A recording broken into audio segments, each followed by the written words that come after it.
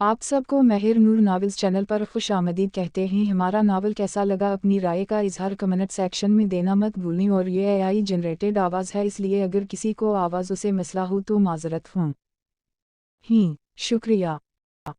Novel वो मासूम सी, किस्त नंबर 2 घंटे बाद दोबारा इसकी आँखें खुल गईं। कमरे में सिर्फ नाइट बल्ब जल रहा था।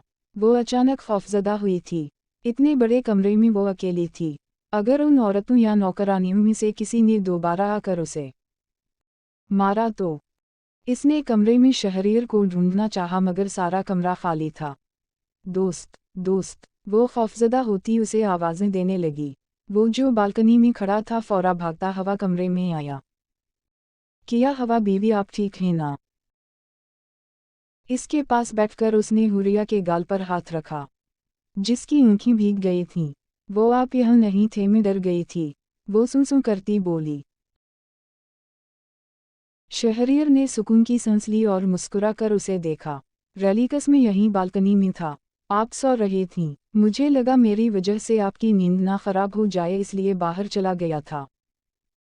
इसने नरमी से वजाहत देते हुरिया के आंसू अपने हाथ से साफ किए। हुरिया अब भी खौफजदा थी। वैसे आप डर क्यों गई थीं? वो जैसे इसकी उलझन एक पल में ही समझ गया था। वो मुझे लगा शायद आपके जाने के बाद वो मुझे दोबारा ना मारें। शहरियर की आंखों में हैरत उभरी। कौन, किसकी बात कर रही हैं? वो किससे इतनी खौफजदा थी? वो जो बूढ़ी औरत है ना, वो भी बहुत मारती है, और वो दोनों लड़कियां भी, और वो सकीना भी बहुत गुस्सा करती है। वो मासूमियत से बताते हुए फूट फूट कर रो पड़ी। शहरियर के सीने में कोई खंजर पेवस्त हुआ था। वो आगे बढ़ा और उसके मजीद नज़दीक बैठा। रेलिकस बीवी, आप रोएं तो मत। और अब मैं कहीं नहीं जाऊंगा, आपके पास ही हूँ, और आपको कोई औरत कुछ नहीं कहेगी। मैं हूं ना आपके साथ। किसी में इतनी हिम्मत नहीं कि अब वो शहरियर सुल्तान की बीवी को आंख उठाकर भी देख सके। उसने एक एक लफ्ज़ आंखों में आग की चिंगारियां लिए अदा किया। हुरिया रोना भूलकर हैरत से उसे देखने लगी। शहरियर ने दोबारा नरमी से इसके चेहरे से आंसू साफ किए। इसके लमस से हुरिया समटी थी। शहरियर ने महसूस किया वो इनकम्फर्टेबल हो रही थी, इसलिए फौरा उसने अपने हाथ पीछे कर लिए। इसे पहले हुरिया को अपने साथ कम्फर्टेबल करना होगा। अच्छा, आप ये बताएं कि आप इस गांव में कैसे आए और आपका घर कहाँ है? शहरियर को बहुत से सवाल परेशान कर रहे थे। हुरिया को तो उसने शहर में देखा था, फिर वो गांव में कैसे आई? हुरिया ने इस बार खुद अपना चेहरा साफ किया। मैं और बाबा शहर में रहते हैं। बाबा एक ऑफिस में जॉब करते हैं और बुआ मेरे पास घर में होती थीं। शहरियर हैरान हुआ। और आपकी माँ? उसने बेसाख्ता ये सवाल पूछा था, मगर हुरिया की आंखों में नमी बहुत तेजी से जमा हुई। मैंने अपनी मामा को कभी नहीं देखा। बाबा ने बताया था कि जब मैं उस दुनिया में आई तब उनकी डेथ हो गई थी। वो चाहकर भी अपने लहजे को गीला होने से रोक ना पाई। शहरियर की आंखों में नमी उभरी। वो इतनी मासूम क्यों थी, अब उसे समझ आ गई। वो बिना मुंह के पली बड़ी थी। बाबा मुझसे बहुत प्यार करते थे। खुद अपने हाथों से मेरे बाल बनाते थे, खुद खाना खिलाते थे। हम शहर के छोटे से घर में बहुत खुश थे। आपको पता है, हमारा आबाई घर यहाँ पास दूसरे गांव में है। अक्सर मैं बाबा के साथ छुट्टियों में वहाँ आती थी। और शहरियर को ये समझ आ गई कि वो गांव में क्यों थी।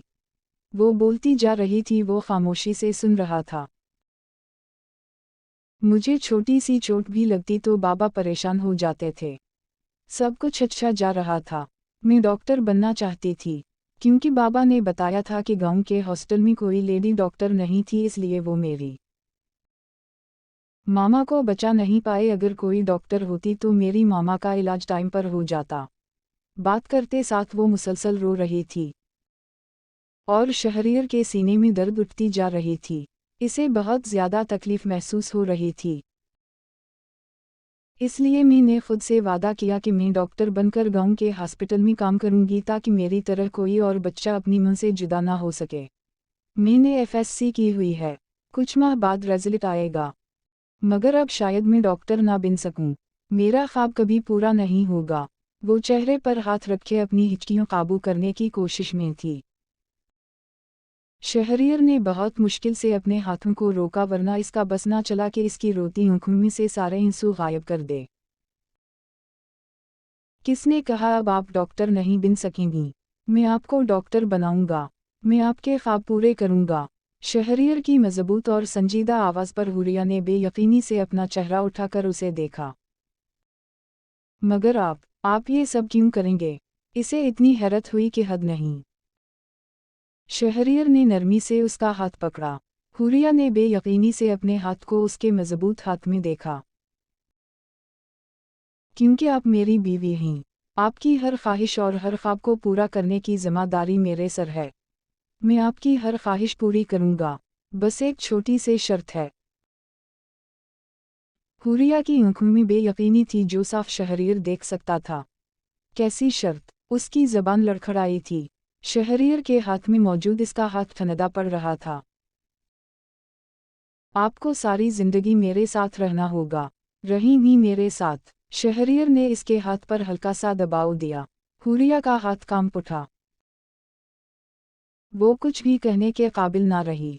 कुछ समझ ही नहीं आ रही थी कि क्या कहे। मी इसे समझ ना आई वो क्या कहे। कोई जल्दी नहीं, आप सोच समझकर जवाब दे सकती हैं। हुरिया ने एक पुरसुकून सांस ली। शहरियर ने नरमी से उसका हाथ छोड़ दिया। अच्छा, अब ये बताएं कि गांव में क्या हुआ था? क्या सच में आपके बाबा ने मेरे चचा के बेटे को मारा है? वो नरमी से पूछ रहा था, मगर हुरिया के चेहरे पर खौफ के साए फैले। इसका सर नफी में हिला। नहीं, इन्होंने जानबूझकर नहीं मारा। वो मुझे बचा रहे थे। वो शख्स मेरा हाथ जबरदस्ती पकड़कर मुझे पता नहीं कहाँ लेकर जा रहा था। मैं बहुत रोई, चीखने चलाने की कोशिश भी की, उसने मेरा दोपट्टा भी उतार कर फेंक दिया, और फिर बाबा ने सड़क पर पड़ा एक पत्थर इसके सर पर मार दिया। मैं सच कह रही हूँ, मेरे बाबा ने उसे नहीं मारा, वो सिर्फ मुझे बचा रहे थे। हम गाँव भी उसी लिए आए थे, वहाँ शहर में भी एक लड़का मुझे तंग करता था। जैसे जैसे हुरिया आंसू की रवानी में बोल रही थी, शहरियर का चेहरा सफ़ेद पड़ता जा रहा है। वो जो बता रही थी, शहरियर सब समझ गया था। क्या हुआ था शहर में, सब बताएं। उसने बहुत मुश्किल से खुद पर काबू पाते सवाल पूछा, क्योंकि इसे सब तफसील में जानना था। ये 2 माह पहले की बात है, 2 माह पहले ही सब शुरू हुआ था। वो दोनों भागती हुई सड़क क्रॉस कर रही थीं। आज तुम्हारी वजह से लेट हो गए, बुआ परेशान हो रही होनेगी। हुरिया ने अपनी दोस्त ज़ैनब को डांटते हुए कहा। अच्छा बाबा, मैं बुआ से बात कर लूँगी कि मेरी वजह से लेट हुए। ओके, अब चलो। इसने हुरिया का हाथ पकड़ा और इसे लेकर सड़क पर चलने लगी। उनका घर कॉलेज के पास ही था, दोनों चलकर ही जाती थीं। इतने में सामने से एक काले रंग की कार आ रही थी, और दूसरी तरफ एक बूढ़ा आदमी सड़क पार कर रहा था। अचानक वो कार इस आदमी में आकर टकराई। वो बेचारा बूढ़ा सड़क पर गिर गया। वो देख जीनी, एक बाबा गिर गए, चलो उनकी मदद करते हैं। सदा की रहम दिल हुरिया फौरा अपना हाथ छुड़वाकर सड़क की तरफ भागी। ज़ैनब भी इसके पीछे ही भागी। दूसरी तरफ गाड़ी में से एक अमीर रईसज़ादा बाहर निकला और इन बाबा का कॉलर पकड़ लिया। अंधे हो क्या देखकर नहीं चल सकते? वो निहायत बदतमीजी से चीखा था, बेटा तुम तेज आ रहे थे। इस आदमी ने अपना दिफा करना चाहा। नौजवान को तो गुस्सा ही आ गया। उसने एक थप्पड़ इस बूढ़े को मार दिया। ज़ैनब की तो आंखें फैलीं। फिर इसने बूढ़े को ज़मीन बोस कर दिया। ओह हेलो मिस्टर, बड़े बूढ़ों से बात करने की तमीज़ नहीं, यही सिखाया है क्या तुम्हारे माँ बाप ने? एक तो खुद ड्रिंक करके गाड़ी चला रहे हो, ऊपर से किसी कमज़ोर पर हाथ उठा रहे हो। ज़ैनब गुस्से से गरजी। मगर इसकी नज़र तो अचानक इस लड़की पर गई जो झुककर इस बूढ़े को उठाकर खड़ा कर रही थी। इसने अपनी आंखों से गोगल्स उतारे और इस लड़की का सरता पैर जायजा लेने लगा। सफ़ेद कॉलेज के यूनिफॉर्म में इसका सफ़ेद दूधिया चेहरा बहुत खूबसूरत लग रहा था। अचानक किसी ने इसके कंधे पर हाथ रखा। वली चल, यहाँ से लोग इकट्ठे हो रहे हैं। हम कोई मसला अफोर्ड नहीं कर सकते। मगर वली की गलीज नजरें तो हुरिया के आर पार हो रही थीं। वली चल। नोमान ने इसका कंधा हिलाया और फिर बहुत मुश्किल से उसे गाड़ी तक लाया। और अगले 2 मिनट में गाड़ी वहां से निकल गई। अंकल आप ठीक हैं ना? हुरिया उनसे पूछ रही थी। मैं ठीक हूँ, बहुत शुक्रिया मेरी बच्ची। खुदा तुम्हें हमेशा अपने हिफ्ज़ व अमान में रखे। इन्होंने हुरिया के सर पर हाथ रखकर उसे दुआ दी। हुरिया खलकर मुस्कुराई थी। फिर इसके बाद इन दोनों ने अंकल को सड़क पार करवाई और घर के लिए निकल गईं। कितने ही दिन वो हुरिया की सरापा में खोया रहा। यार पता कर वो लड़की किस कॉलेज की है। इसने कॉलेज यूनिफॉर्म पहन रखा था। मुझे वो हर हाल में चाहिए। असने नोमान को हुक्म दिया। मगर वली, अगर मगर कुछ नहीं, तुझे जितना कहा है इतना कर। मुझे वो चाहिए। इसका हुस्न मुझे कुछ भी सोचने समझने नहीं दे रहा। एक हफ्ते बाद नोमान खाली हाथ इसके सामने खड़ा था। शहर में बहुत सारे कॉलेज हैं, मैं उसे कैसे ढूंढूं? वली ने उसकी अकल पर लानत भेजी। बेवकूफ़, जिस जगह वो बूढ़ा टकराया था इस जगह के नज़दीक जो कॉलेज है वह पता किया। और नोमान का सर नफ़ी में हिला। तुमसे कुछ नहीं होगा, मैं खुद ही ढूंढ लूँगा। वो गुस्से से फटता हुआ रास्ते में आती हर चीज़ को ठोकर मारता बाहर निकल गया। आज इन दोनों का आखिरी पेपर था। वो कॉलेज से बाहर निकली जब अचानक एक काली कार उनका रास्ता रोककर खड़ी हो गई। दोनों ने उलझी हुई नज़रों से एक दूसरे को देखा। इतने में गाड़ी में से वही रईसज़ादा बाहर निकला। इसकी नज़र सिर्फ हुरिया के आर पार हो रही थी। हुरिया को इसकी आंखों से बहुत खौफ आया। हुरिया तो वही बदतमीज़ है जिसने उस दिन सड़क पर तमाशा किया था। ज़ैनब इसे गुस्से से घूरते हुए बोल रही थी। जीनी चल यहाँ से। हुरिया ने इसके कान में सरगोशी की और वहां से भागने की। वली की गलीज़ आंखों ने इसका दूर तक पीछा किया। फिर वो शैतानी मुस्कुराहट लिए गाड़ी में वापस बैठा और गाड़ी स्लो स्पीड में उनके पीछे दौड़ाने लगा।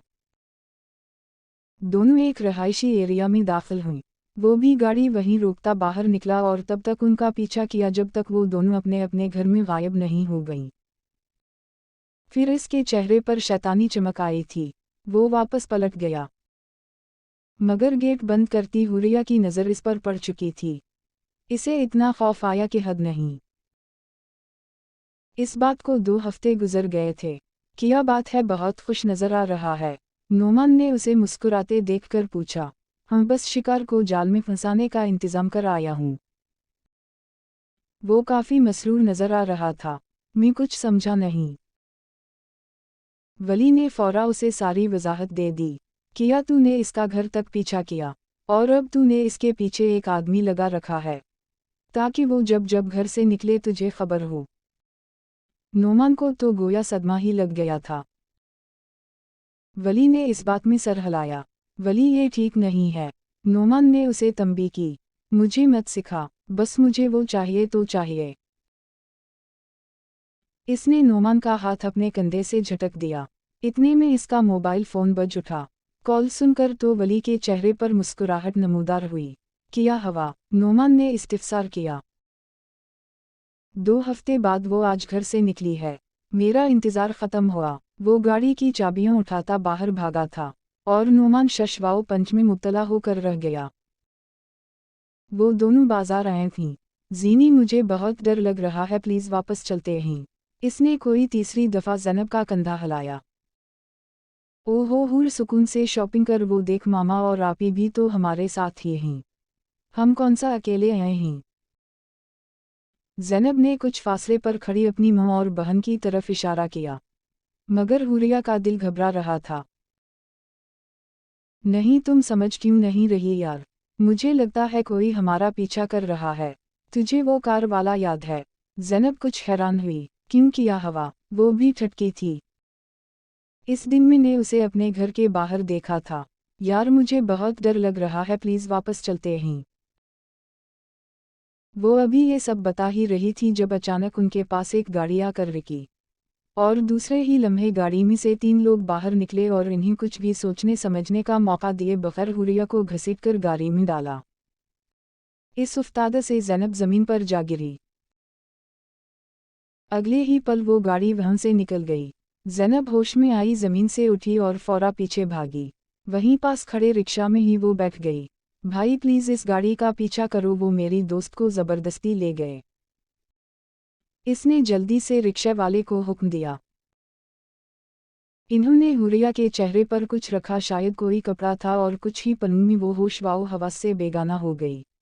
वो इसे लेकर शहर से कुछ फासले पर एक फार्म हाउस में आए। बोस काम हो गया है, लड़की ले आए हैं। इनमें से एक शख्स ने वली के सामने हाथ बांधे खुशखबरी सुनाई। वली की गलीज़ आंखों में चमक उभरी। बहुत खूब, तुम लोग जा सकते हो। वो सर हिलाते बाहर निकल गए। रिक्शा वाली ने रिक्शा कुछ फासले पर ही रोक दिया। शकर था ज़ैनब के पास उस वक्त फ़ोन था। उसने जल्दी से अपने पर्स से अपनी मुँह का मोबाइल निकाला और बिना देर किए ज़ीशान साहब का नंबर डायल किया और इन्हें सारी सूरत हाल बताकर पुलिस के साथ इस जगह पहुंचने का कहा। वो कदम कदम चलता हुरिया के पास आया, फिर पास पड़े जुग से पानी गिलास में अनडीला और एक ही झटके में सारा पानी हुरिया के चेहरे पर फेंक दिया। वो हड़बड़ा कर होश में आई थी। कुछ पल बाद जब हवास बहाल हुए तो उस शख्स को अपने इतने पास देखकर उसे बदन से जान निकलती महसूस हुई। कौन हो, मुझे यहाँ क्यों लाए हो? वो खौफजदा सी आवाज़ में सवाल पूछती पीछे खिसकने लगी।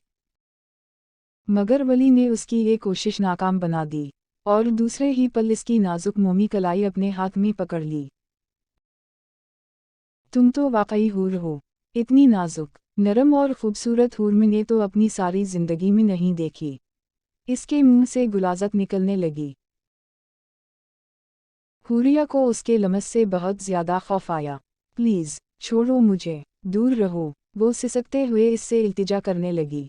और दारलनक छोड़ दूंगा, सिर्फ एक रात, इसके बाद तुम आज़ाद।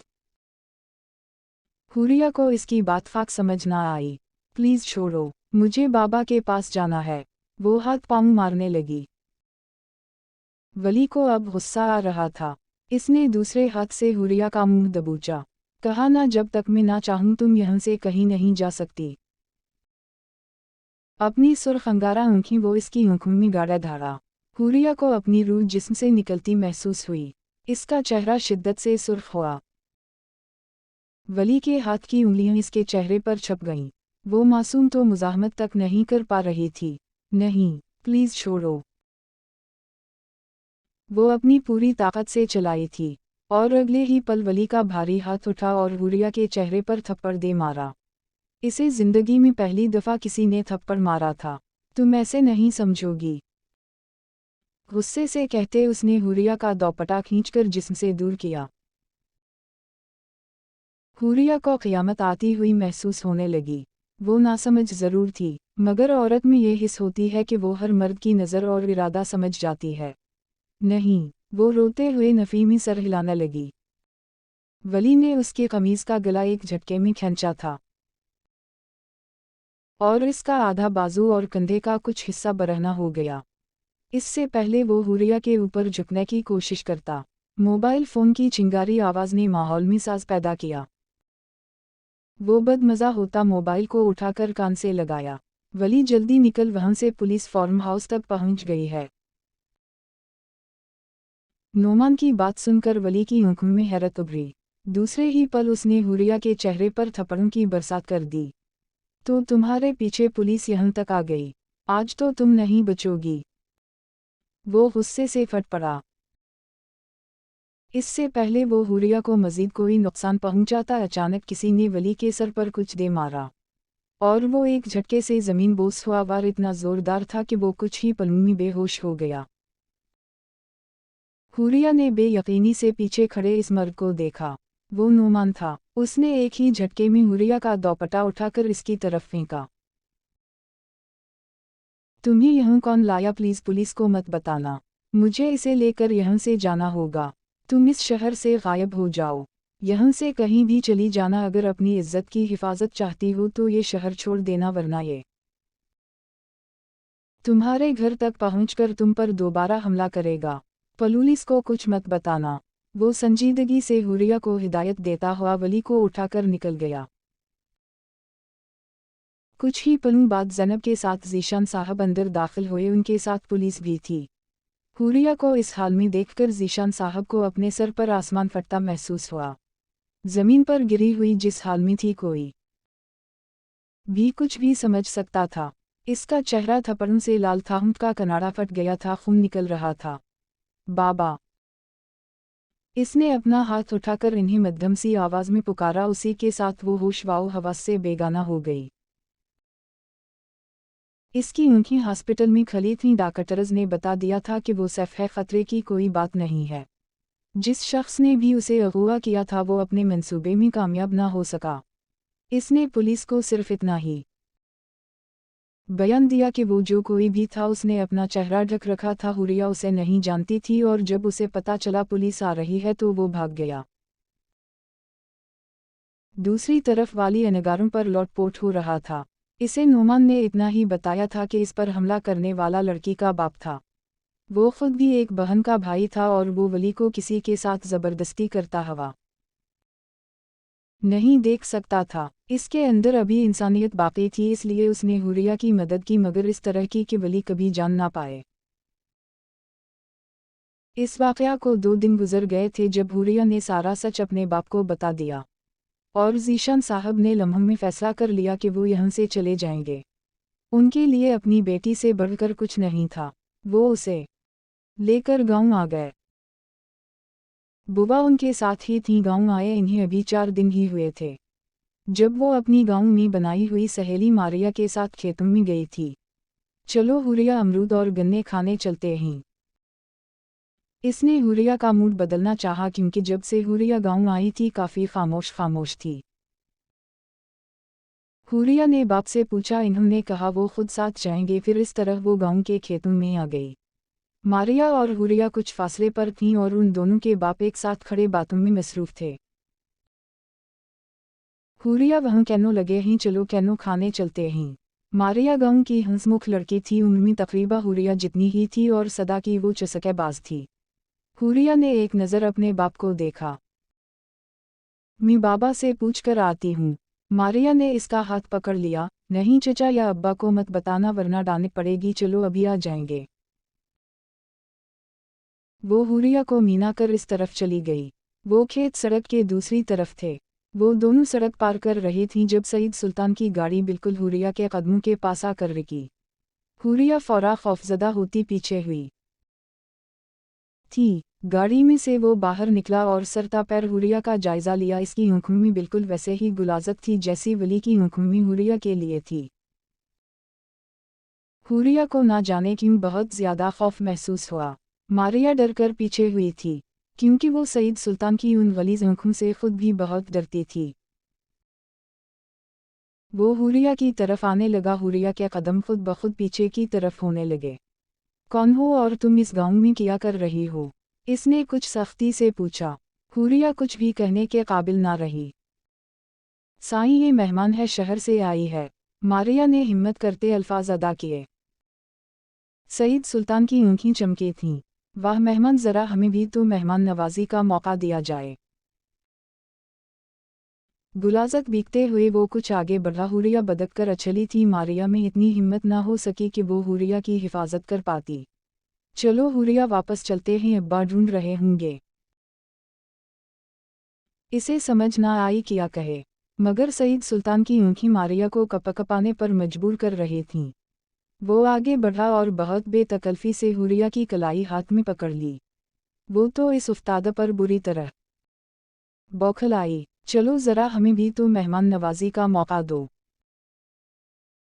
हुरिया को उसके मुंह से अजीब सी स्मेल आई, शायद उसने शराब पी रखी थी। वो अपनी कलाई आज़ाद करवाने लगी। मारिया फौरा डर कर भाग गई और ज़ीशान साहब को मदद के लिए बुलाने गई। हुरिया मुसलसल अपनी कलाई छुड़वा रही थी। छोड़ो मुझे, छोड़ो। आंखों से आंसू निकलने लगे। वो यकीनन नशे में था। हुरिया को पकड़कर अपनी गाड़ी की तरफ बढ़ा जब दरमियान में ही ज़ीशान साहब आ गए। छोड़ो मेरी बेटी को। बाप का दिल तो तरफ उठा था। सईद ने एक धक्का ज़ीशान साहब को मारा और दूसरे ही पल दोबारा हुरिया को लेकर गाड़ी की तरफ बढ़ा। वो मदद के लिए चीखने चलाने लगी। यहाँ ज्यादा सन्नाटा था, सिर्फ मारिया और उसका बाप ही पास खड़े थे। उन दोनों में इतनी हिम्मत नहीं थी कि वो सईद सुल्तान जैसे ताकतवर शख्स का मुकाबला कर सकते हैं। हुरिया ने अचानक इसके हाथ पर दंत गाड़ दिए। वो बदक कर अछला था और दूसरे ही पल इसका हाथ उठा था। उसने हुरिया के चेहरे पर एक थप्पड़ दे मारा। हुरिया का दोपट्टा झूलता हुआ गले में आया और सईद ने गले में आया हुआ दोपट्टा भी खींचने की कोशिश की। जब ज़ीशान साहब ने गुस्से में सड़क के किनारे पड़ा एक पत्थर उठाकर पूरी कुव्वत से सईद के सर पर दे मारा। बाप था, अपनी बेटी की इज्जत इसे सबसे ज्यादा अजीज थी। सईद हुरिया को छोड़कर अपना सर पकड़ता हुआ वहीं जमीन पर गिरा। चोट काफी गहरी आई थी, इसलिए खून निकलने लगा। ज़ीशान साहब हवास बाफ्ता हुए, मगर उससे पहले इन्होंने हुरिया का हाथ पकड़ा और इसे लेकर फौरा घर की तरफ रवाना हुए। घर आकर बुआ को सख्ती से ताकीद की कि कुछ भी हो जाए हुरिया घर से बाहर नहीं निकले।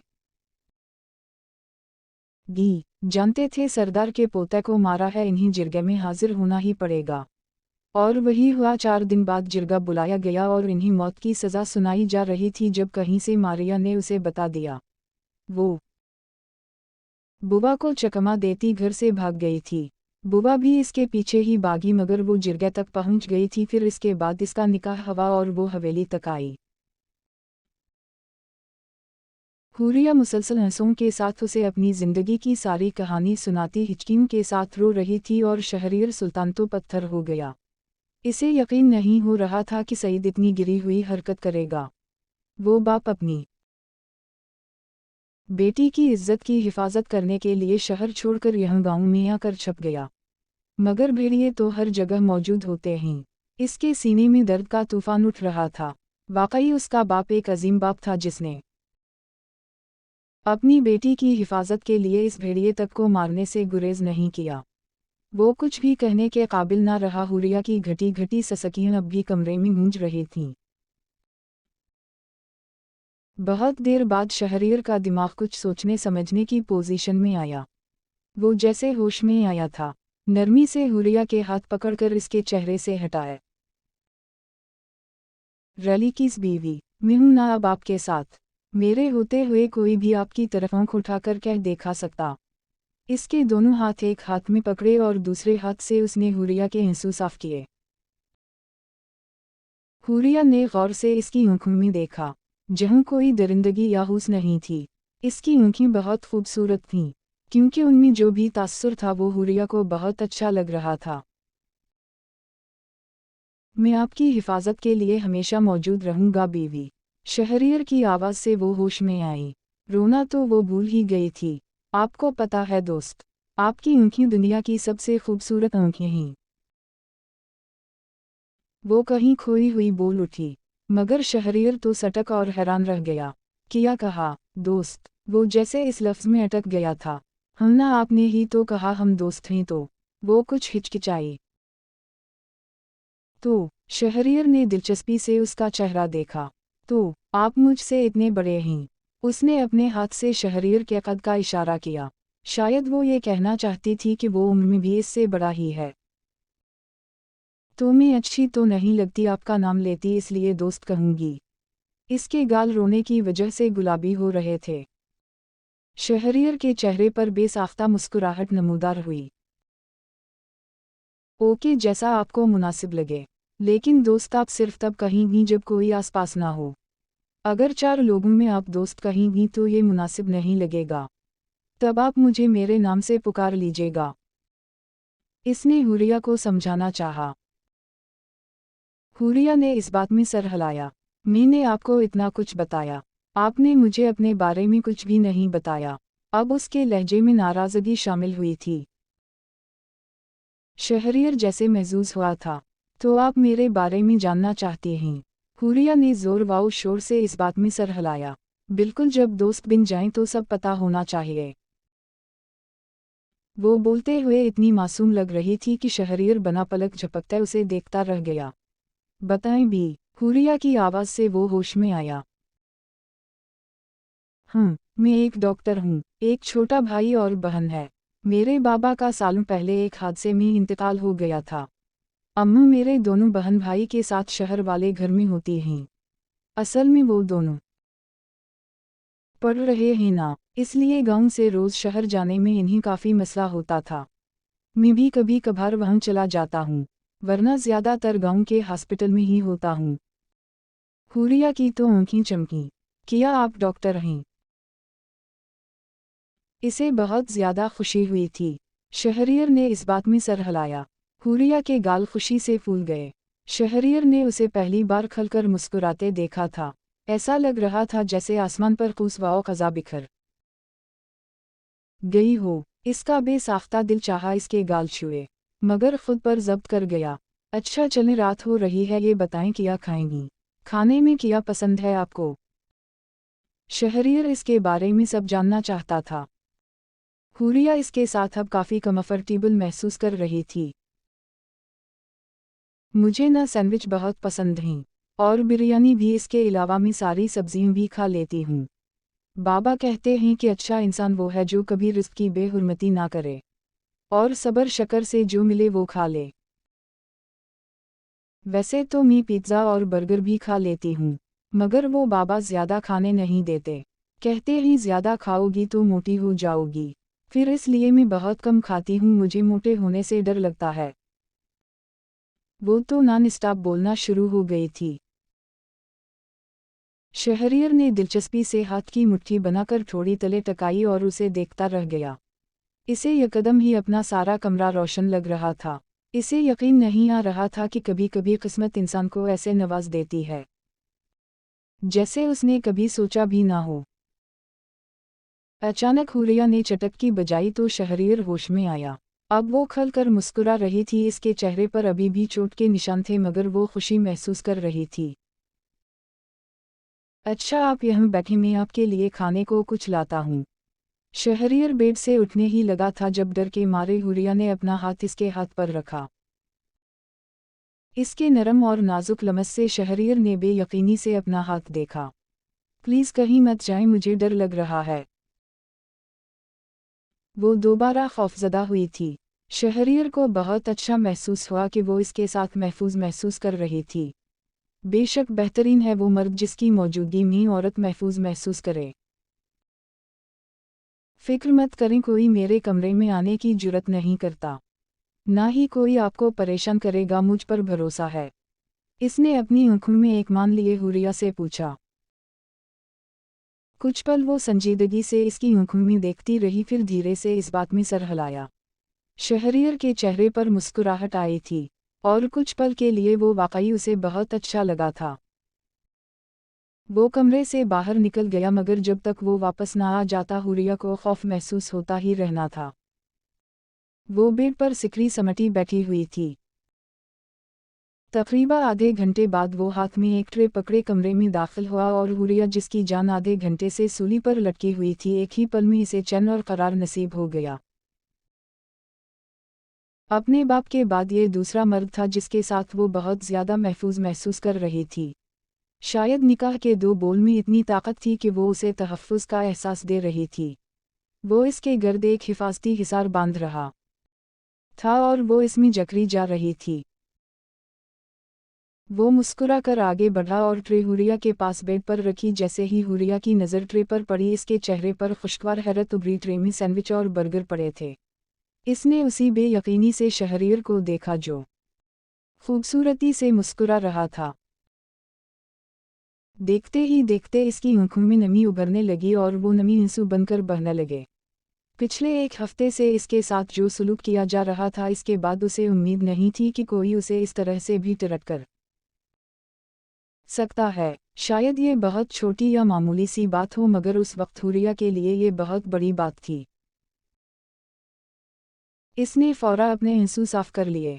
इसके बाबा कहा करते थे कि इसकी ज़िंदगी में शहज़ादा आएगा, और वाकई इसकी ज़िंदगी में एक शहज़ादा आ गया था। शहरियर ने इसे खाने का कहा तो वो खाना खाने लगी, वो भी इसके पास बैठा था। आप क्यों नहीं खा रहे, आप भी खाएं ना। पहला नवाला लेने के बाद ही उसे महसूस हुआ शहरियर ने हाथ तक नहीं लगाया। शहरियर ने बिना कुछ कहे मुस्कुरा कर खाना शुरू कर दिया।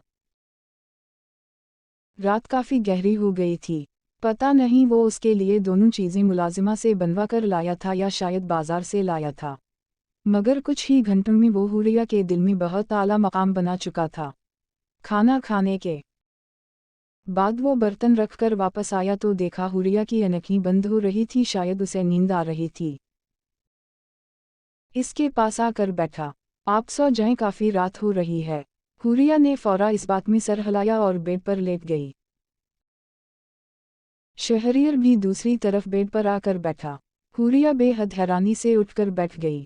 आप भी यही सोएंगे? उसकी आवाज में वाकई बहुत हैरत थी।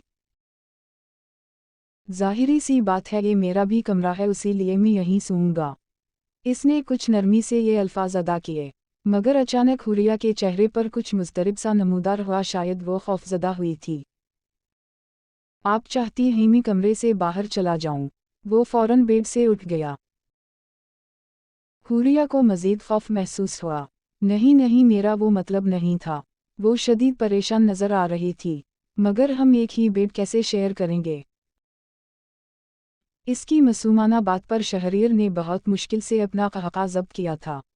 इतना बड़ा बेड है, एक साइड पर आप सो जाएं, एक साइड पर मैं हूं जाऊंगा।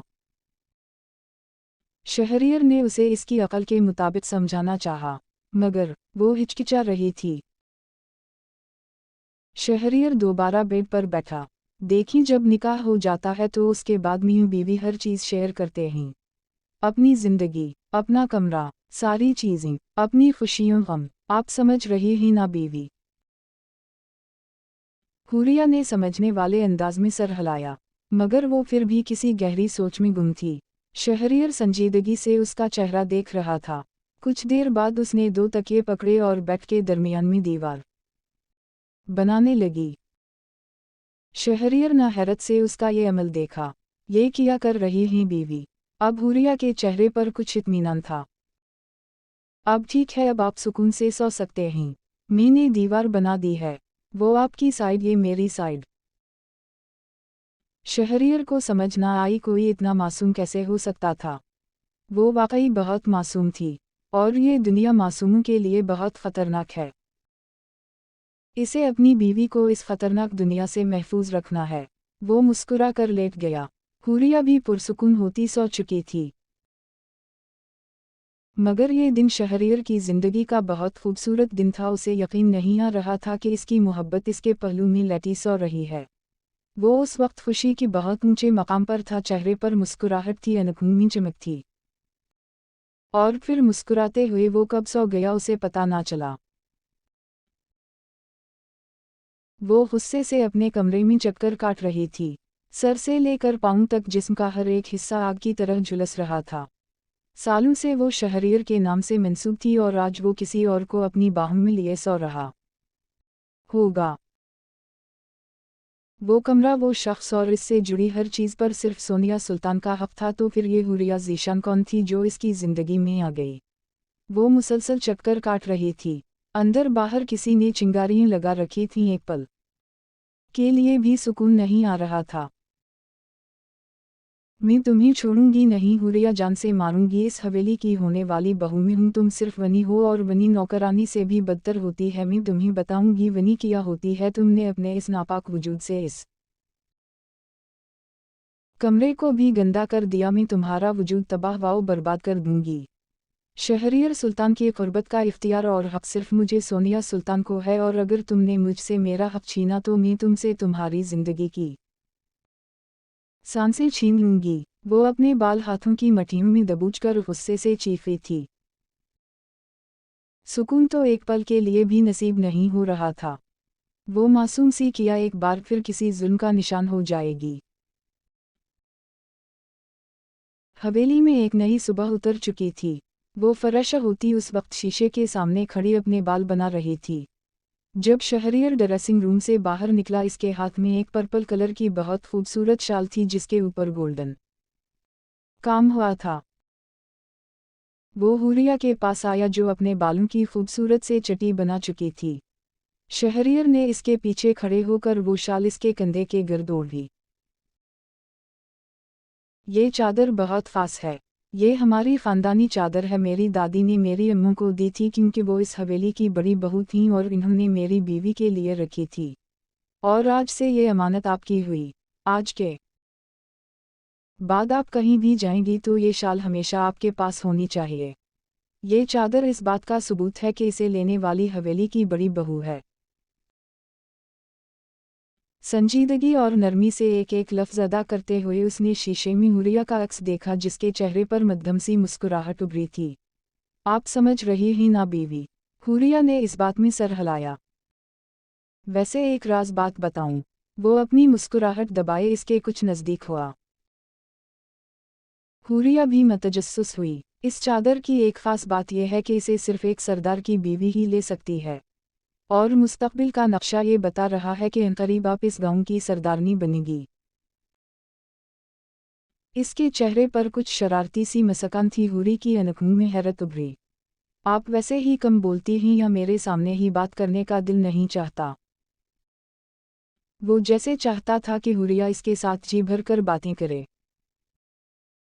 हुरिया ने नफ़ी में सर हिलाया। आपको पता है, आप बोलते हुए इतने अच्छे लगते हैं कि मुझे आपको सुनना ज़्यादा अच्छा लगता है। वो बात करते हुए उस वक्त बहुत समझदार और मैच्योर लड़की लग रही थी। वो हर दूसरी बात पर शहरियर को हैरान कर देती थी, और वाकई इस बार उसने दोबारा हैरान किया था। वो चेहरा झुकाकर हंस दिया। इसे हंसता देखकर हुरिया के चेहरे पर भी मुस्कुराहट आई। चले नीचे नाश्ता करने चलते हैं। इसने अपना हाथ हुरिया के सामने फैलाया। हुरिया ने एक खौफजदा सी नज़र बंद दरवाजे पर डाली। मैं आपके साथ हूँ बीवी, किसी से डरने की ज़रूरत नहीं। मैं हूँ ना आपका मुहाफिज। इसकी गिरे आंखों में मान बढ़ा था। हुरिया को जैसे कुछ तसल्ली हुई। उसने अपना नाजुक मोमी सा हाथ कुछ हिचकिचाते हुए शहरियर के हाथ पर रख दिया। I am honoured. Thank you my wife. एक एजाज की तरह इसका हाथ अपने मजबूत हाथ में पकड़े वो कमरे से बाहर निकला था।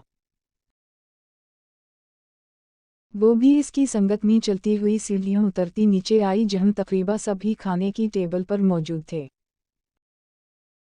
इन सब को देखकर एक बार फिर हुरिया को खौफ महसूस हुआ। शहरियर के हाथ में इसका नाजुक मोमी हाथ कांपा था।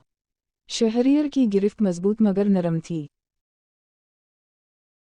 इन सब की नज़र भी हुरिया और शहरियर पर पड़ी। सबके चेहरे के तासुरात सख्त और गसील हुए, मगर शहरियर उन सब से बेनियाज हुरिया का हाथ पूरे हक और मान के साथ पकड़े हुए था। फिर टेबल तक आया, कुर्सी खींचकर हुरिया को बिठाया और दूसरी कुर्सी खींचकर खुद बैठ गया। लाइबा 1 मिनट वहां रुके बगैर उठ गई। किया हवा बहू, तुम क्यों उठ गई? दादा जान ने सवाल पूछा। मैं इस टेबल पर बैठकर खाना नहीं खाऊंगी जहां मेरे शौहर के कातिल बैठी हो, शदीद गुस्से से कहते हुए कुर्सी पीछे करती वह 1 मिनट भी नहीं रुकी और अपने कमरे में गायब हो गई। दूसरे ही पल शहरियर की चची भी उठ गई। कैसी बेहुदगी है, अब वनी में आई हुई या कातिल भी हमारे बराबर बैठकर खाना खाएगी। निहायत नफरत और हिकारत से कहते हुए वो भी चली गई। हुरिया की आंखों में पानी बहुत तेजी से जमा हुआ था। इस मासूम की क्या गलती थी? सिर्फ इतनी कि उसका बाप उसकी इज्जत की हिफाजत कर रहा था, या वो एक गरीब बाप की बेटी थी और मरने वाला एक अमीर रईस ज़्यादा था। सोनिया के तो गुस्से का पारा बहुत ऊपर पहुंच गया था। आपने इस औरत को हमारी खानदानी चादर कैसे दी? वो बदतमीज से चीखी थी। मगर शहरियर पुरसुकून था। ये मेरी बीवी की अमानत थी, मैंने इन्हीं दे दी। किसी को मसला है तो मुझे कतन कोई परवाह नहीं। तुम भी जाना चाहती हो तो जा सकती हो। तुम्हारे बगैर हम दोनों ज़्यादा पुरसुकून होकर नाश्ता कर सकेंगे। शहरियर ने उसे मज़ीद सलगा दिया। वो भी तन फन करती उठी और टेबल से गायब हो गई। सरदार साहब ने एक ठंडी ठार नज़र उन दोनों पर डाली और बिना कुछ कहे वो उठ खड़े हुए। अगर जन मरीददी ख़त्म हो जाए तो स्टडी रूम में आकर मुझसे मिल जाना, ठंडे ठार लहजे में कहते हुए वो भी वहां से गायब हो गए। हुरिया तकलीफ से खाली टेबल को देखकर रह गई और एक नज़र उन 4 खाने के बर्तनों पर डाली जिनमें अभी भी खाना बचा हुआ पड़ा था। वो सब इससे इतनी नफरत करते थे कि अपना खाना दरमियान में ही छोड़कर चले गए। किया वो इतनी बुरी थी या शायद वो गरीब थी, वनी में आई हुई एक लड़की थी, इसलिए इसके साथ ऐसा सलूक हो रहा था। आंसू पलकों की बाढ़ तोड़कर गालों पर बह गए। शहरीर ने इसके हाथ पर हाथ रखा। इसके लमस से वो होश में आई।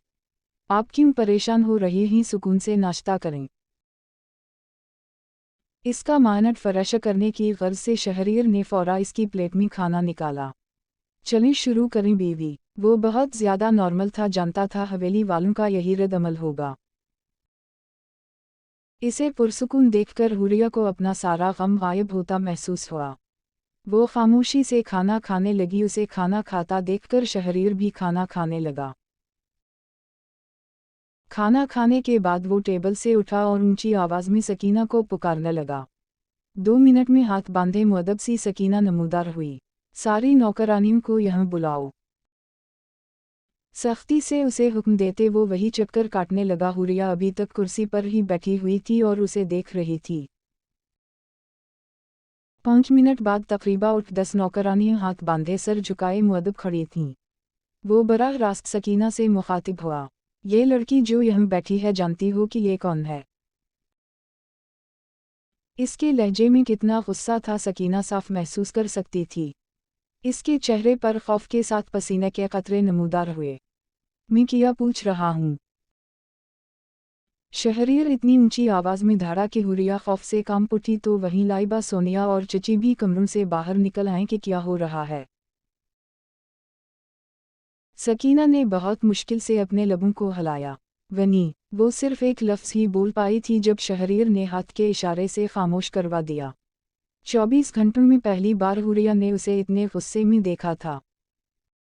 वो सारी मुलाजिमीन भी खौफ से कांप उठीं। ये लड़की कोई वनी नहीं, मेरी बीवी है।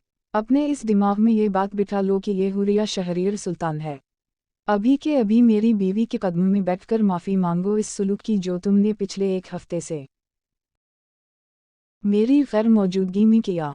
वो बहुत गुस्से में था। इसकी सरमें आँखें खून छिलका रही थीं। सारा खून उन आँखों में सिमट आया था। इसने गुस्से से हुक्म दिया। आवाज़ सारे हाल में गूंज रही थी। सकीना का सारा जिस्म खौफ से कांप रहा था। बहुत मुश्किल से अपने सुन कदमों का हरकत देती हुरिया तक आई, फिर अपने हाथ जोड़े। ऐसे नहीं, कदमों में बैठकर। शहरीर की धार से वो फौरा ज़मीन पर बैठी। हुरिया बदक कर उछलकर खड़ी हुई थी। प्लीज़ बीबी जी, मुझे माफ़ कर दें। हुरिया को यकीन नहीं आ रहा था कि 24 घंटे पहले तक जो नौकरानी इस पर हाथ उठाने से भी बाज नहीं आ रही थी, वो इसके कदमों में गिरी इससे माफ़ी मांग रही थी। वो हैरान थी। कैसी काया पलटी, एक ही पल में वो महकूम से हाकिम बन गई। इसका ओहदा इतना बदल गया था। ये सिर्फ वो इज़्ज़त और मान था जो उसे शहरीर सुल्तान ने दिया था। क्या गरीब और अमीर के दरमियान इतना फ़र्क होता है कि ताकत मिलते ही इंसान हाकिम बन जाता है। मगर वो हुरिया थी, इसकी रगों में अपने बाप की तरबियत थी। वो कभी भी किसी को इस तरह गिराकर उसे नीचा नहीं दिखाना चाहती थी। मुआफ़ किया, इसकी मध्यम सी आवाज़ निकली। सकीना ने सुकून की सांस ली। अब शहरीर उन मुलाज़माओं की तरफ मुतवज्जह हुआ। मेरी बीवी का इस हवेली में वही मकाम और मर्तबा है जो सईद सुल्तान की बेवा है, या जो मिन्हाज या वहाज सुल्तान की बीवियों का है। तुम सब उसकी इज्जत करोगी, इसका हर हुक्म मानोगी। अगर किसी ने दोबारा बदतमीज़ी की कोशिश की तो इसका वो हाल करूँगा कि वो अपने पैदा होने पर अफसोस करेगा। शहरीर ने गुस्से और ऊंची आवाज़ में एक एक लफ्ज़ सख्ती से अदा किए, सबको खौफ से कँपाने पर मजबूर कर दिया। इसका ये लहजा देखकर हुरिया खुद खौफ से कांप रही थी। उसके साथ वो कितना कायनत इंसान था और यह वो कितना अलग लग रहा था। इन सब को हैरान छोड़कर वो हुरिया की तरफ आया और इसका हाथ पकड़कर सीढ़ियों की तरफ बढ़ गया। वो बेयकीनी और हैरानी से उसे देखती रह गई। और पीछे खड़ी लाइबा, सोनिया और चची के चेहरों पर गुस्से के दबे दबे तासुरात थे। 24 घंटों में ही वो लड़की नौकरानी से हाकिम बन गई थी। इन सब के सर पर उस वक्त बदले का भूत सवार था। ना जाने वो अब हुरिया के साथ किया करने वाली थीं। जारी है।